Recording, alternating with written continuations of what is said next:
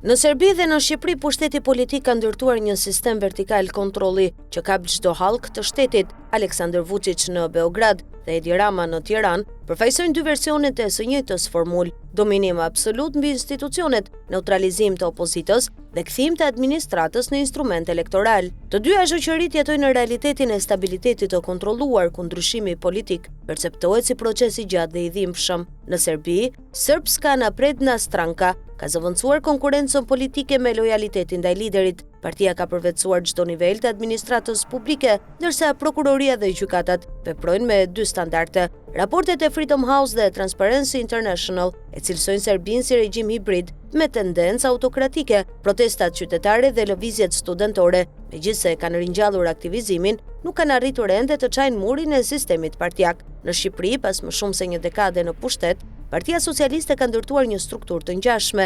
Kryeministri kontrollon shumicën parlamentare, qeverinë, pushtetin vendor dhe pjesën më të madhe të administratës. Reforma në drejtësi, që fillimisht u prezantua si garanci e pavarësisë institucionale, është ndërruar në fushë përplasjesh të kontrolluara. Pavarësisht goditjeve selektive ndaj disa zyrtarëve, perceptimi publik mbetet se SPAK nuk prek shtresën e sipërme të sistemit politik.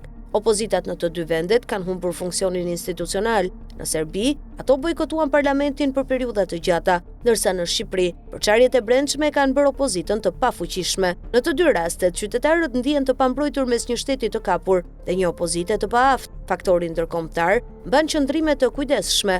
Bashkimi Evropian kritikon mungesën e llogaridhënies, por pranon stabilitetin si prioritet. Në Serbi, Brukseli përpiqet të balancojë ndikimin rus. Në Shqipëri, BE pranon përparimin teknik, por mbyll syt ndaj klientelizmit dhe varësisë së institucioneve.